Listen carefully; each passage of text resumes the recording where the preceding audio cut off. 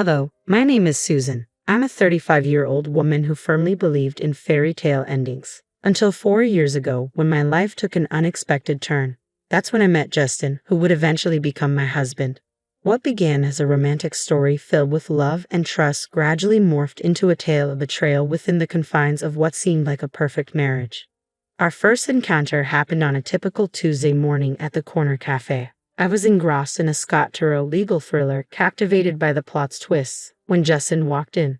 His presence was striking, confident yet approachable, with a warm smile that felt genuinely inviting. "Is that Gish's latest?" he asked, nodding at my book with an interest that caught me off guard. "Yes, I just started it. He never disappoints," I replied, pleasantly surprised by how easily our conversation flowed. Over the following weeks, Justin and I discovered our shared passions for music, especially classic jazz, and our love for exploring quaint bookstores scattered throughout the city. He was charming, respectful, and always attentive, making every meeting feel like a reunion with a long-lost friend. One evening, as we strolled by the river, Justin's expression grew earnest. "Susan, I've never felt like this before.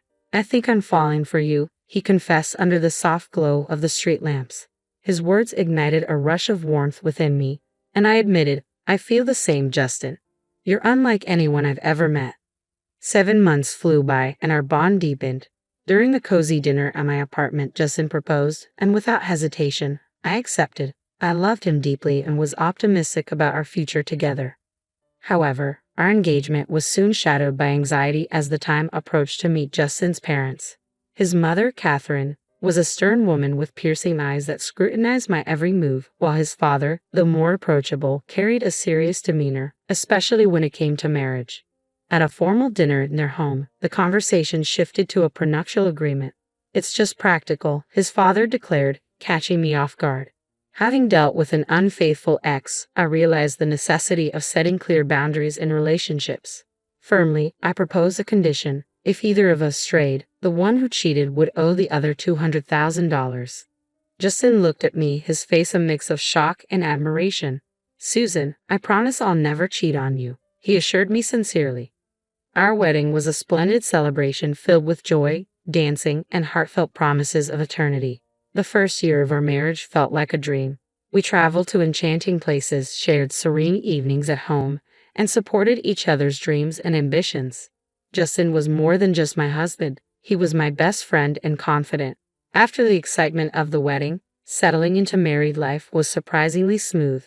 Our honeymoon in Italy was magical as we wandered along the Santa Caterina del Sasso, two lovers lost in romance. "Can you believe we're here?" I asked Justin one evening as we watched the Eiffel Tower light up. He pulled me close and replied, "I believe anything is possible with you. This is just the beginning for us, Susan." Those days were filled with laughter, romantic dinners, and dreams of our future together. Returning home with a suitcase full of cherished memories, our connection felt stronger than ever. Our daily routine was simple yet fulfilling. Justin would leave for work each morning while I prepared dinner for his return. Our evenings were spent in deep conversation, discussing everything and anything. One evening, while tidying up after dinner, Justin said, "I never thought I'd be this happy doing ordinary things like washing dishes." I playfully splashed water at him, and he laughed as he caught it in his hand. "That's because you've got an amazing wife. It's all about good company," I joked. This simple, joyful routine highlighted the deep bond and shared happiness that characterized our life together. He once told me, "Marrying you was the best decision of my life." Despite the mounting pressure from others, especially the expectations surrounding starting a family soon, our joy remained steadfast. Justin's mother, Catherine, often dropped not-so-subtle hints during family gatherings, asking, "So, when are we going to hear some good news?" I usually deflected with a light-hearted joke, but her persistent questioning started to weigh on me.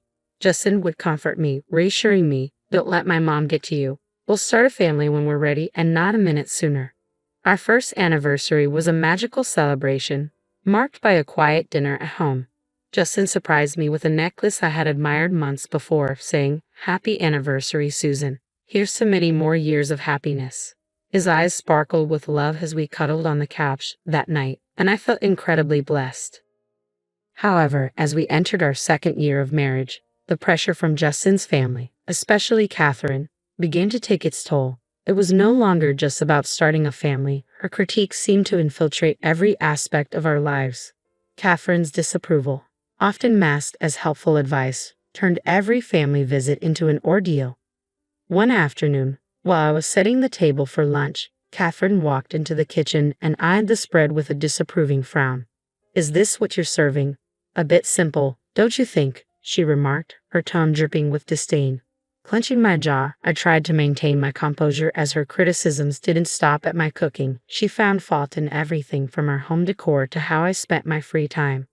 One evening, while we relaxed in the living room, Catherine offered her unsolicited opinion. "You know, Susan, if Justin spent the money he spends on you on me, I'd consider hiring a proper cleaner and cook." Justin appeared uncomfortable but remained silent, which felt like a betrayal, leaving me simmering with frustration. "I'm doing my best here, Catherine," I managed to say, but the hurt deepened as I noticed Justin starting to echo his mother's criticisms, albeit more subtly. After one of Catherine's visits, he casually suggested, "Mom might have a point about the house. Maybe we should consider getting some help." A wave of hurt and frustration washed over me. I couldn't help but question Justin. "So, you think I can't handle things either?" He quickly backpedaled, insisting, "No, that's not what I meant." But the damage was already done. The constant criticisms and Justin's growing detachment began to strain our marriage, leading to petty arguments and turning our once effortless conversations into tense discussions. After one particularly heated argument, I found myself pondering aloud. "What happened to us, Justin? We used to be a team." He ran a hand through his hair, visibly frustrated, and replied, "I don't know, Susan. Everything feels so complicated now." That night, I went to bed feeling isolated and misunderstood. Catherine's subtle yet harmful remarks had not only invaded our home but were also eroding our relationship, making me doubt whether the love Justin and I once shared could survive this constant barrage of negativity. As our 4th year of marriage began, unease settled in my heart. The once vibrant flame of our love now flickered under the shadow of doubt and distrust. It all started with the repeated calls from a name that frequently appeared on Justin's phone: Brian. Justin's demeanor shifted every time that name flashed on his screen. One evening, as we were watching TV and his phone rang yet again, I felt a knot tighten in my stomach. I noticed the nervous glance Justin threw my way, trying to sound nonchalant as I asked, "Who's Brian?" "Just a new guy at work. No one important," he replied, his voice a bit too casual, that explanation sounding rehearsed. However, his behavior continued to change. He started coming home late more often, offering flimsy and inconsistent reasons for his tardiness. Even his wardrobe shifted, moving from casual attire to sharply tailored suits. One night, as he prepared to leave for another late work commitment, I couldn't help but notice his polished appearance. "Working late again?" I inquired, pointing out the change. "Yeah, big project," he answered, but the way he said it made me feel increasingly disconnected from the man I once knew so well. He spoke without making eye contact and added, "Don't wait up."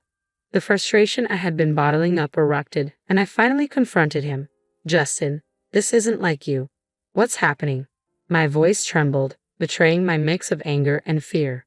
He sighed heavily, his expression a blend of guilt and irritation. "I've told you, it's just work. Why can't you trust me?" "Because something's off. You're hardly ever home, and when you are, you seem distant, like you're a million miles away," I countered, desperate for clarity. Justin gave no response, merely grabbing his coat and leaving, deepening my sense of isolation in the silence of our home. That night, as I lay in our empty bed, I reached a painful decision. I couldn't continue living in this cloud of doubt and suspicion. I needed to uncover the truth, no matter the cost. The next morning, I took a step that felt like betrayal yet was necessary. I called a private detective. The constant stress and uncertainty had become unbearable, and I was determined to find answers. The ensuing days blurred into a haze of nervous anticipation as I tried to maintain a facade of normalcy while everything around me felt on the verge of collapse. Then, the detective's call came, shattering my world. "Mrs. Johnson, we found conclusive evidence. Unfortunately, your suspicions were correct," the detective said solemnly. He revealed that Justin had been unfaithful and that the person he had been speaking to, Brian, was actually a woman.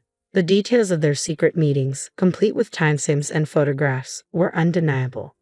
Sitting there with the phone in hand, I was overwhelmed by a torrent of emotions. devastation at the betrayal, and a grim sense of vindication. My deepest fears were confirmed, not as baseless worries but as stark, undeniable truths. Now armed with this knowledge, I faced the daunting task of deciding what came next. I chose not to confront Justin right away. I needed to understand the full extent of his betrayal, not just the evidence of his infidelity. One evening, as I passed by his home office, I inadvertently overheard a conversation that sent a chill down my spine. Justin was speaking with his mother. "Mom, I'm planning to end it with Susan after your birthday," Justin said, his voice chillingly devoid of the warmth it once held for me. "Oh, that's wise, dear. Make sure she gets me a nice 60th birthday present before you drop the bomb," Catherine responded, her tone dripping with cold calculation. Leaning against the wall, I felt a wave of nausea wash over me. Not only was my husband unfaithful, but he and his mother were conspiring against me, planning to use me for one last extravagant gift before casting me aside. Fueled by a potent mix of anger and determination, I decided to play along. I carried on as if everything was normal, secretly gathering more evidence of Justin's infidelity. The detective provided me with photos, videos, and even audio recordings. I was meticulously building my case, preparing for the moment I would confront them. Each night, as I lay beside the man who had betrayed me, a plan began to form in my mind. I would wait until after Catherine's birthday, giving them the illusion of victory, letting them think they had outsmarted me. But when they least expected it, I would reveal everything and turn the tables. As Catherine's 62nd birthday drew near, I maintained a facade of ignorance, acting as if everything was normal. Inside, I was a cauldron of emotions, seething with anger and betrayal, yet strategically masking my feelings in preparation for the impending confrontation. With fierce determination to see my plan through, the days leading up to Catherine's birthday crept by. At a family dinner a few days before the celebration, Catherine casually mentioned her upcoming birthday with a sly smile, hinting, "So, Susan, I'm expecting a grand 62nd birthday. You must have planned something special for me." Keeping my emotions in check, I replied with restrained enthusiasm, "Of course, Catherine. I've arranged a dinner at the city's most luxurious restaurant. It will certainly be a night to remember." Her eyes sparkled with glee, oblivious to the trap I was setting. "How wonderful. It's just a small family gathering, right?" she inquired. "Yes, very intimate and exclusive. Just for close family," I confirmed, my words tinged with veiled irony. Later that night, Justin approached me, a hint of suspicion in his voice. "That's quite a generous plan for Mom's birthday. Are you sure about this?" I faced him, maintaining my composure. "It's a significant birthday, and I want to do something special for her." Justin seemed satisfied, though I could sense he was puzzled by my eagerness to indulge his mother. As the day of the dinner drew near, I handled the final arrangements with meticulous care, confirming the booking under Catherine's name, double-checking the guest list, and ensuring everything was perfectly in place for the grand evening. I played the role of the dutiful wife and daughter-in-law, all while preparing for the moment that would change everything. I masked my true intentions behind a facade, ready to expose the betrayal and deceit that had eroded our marriage. The night before the dinner, as I lay in bed, a twisted sense of satisfaction enveloped me. I was mere hours away from turning the tables on Justin and Catherine, prepared to unveil everything in a dramatic climax that would shake the very foundations of our relationship. They believed they were exploiting me for one last advantage before casting me aside, unaware that I was the one in control of this game. The evening of Catherine's 62nd birthday unfolded at a luxurious restaurant, every detail meticulously orchestrated to reflect the opulence of the occasion. While Catherine reveled in the extravagance, I maintained the role of the gracious daughter-in-law, my practiced smile concealing the storm brewing within. As the dinner drew to a close, the waiter presented the bill, an eye-popping $6,800. With a composed demeanor, I reached for my card, my heart racing. After I swiped it, I glanced around the table, catching Catherine's self-satisfied smirk and Justin's uneasy gaze. "Thank you for such a wonderful evening, Susan. This is truly generous," Catherine remarked, her voice laced with feigned gratitude. Seizing the moment, Justin leaned in, his tone final.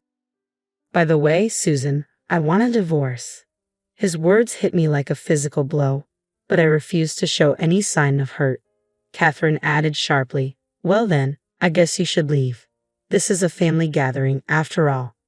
Without a word, I stood, maintaining my dignity amidst the internal chaos, and walked out of the restaurant. As soon as I was out of sight, I swiftly canceled the payment on my phone and blocked the shared bank account, ensuring that Justin couldn't cover the costs either. Back at home, I quickly packed my belongings, the weight of my decision settling in. I was leaving this chapter of my life behind, stepping into an uncertain but hopeful future. Soon, my phone erupted with calls. I answered, and Catherine's voice, shrill with rage and panic, filled my ears. The payment didn't go through. The restaurant staff called the police. "What have you done?"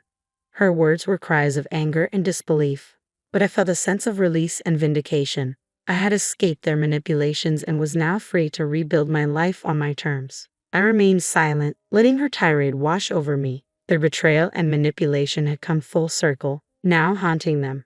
After ending the call, I looked around the empty house that had once brimmed with dreams and love, now just a hollow shell.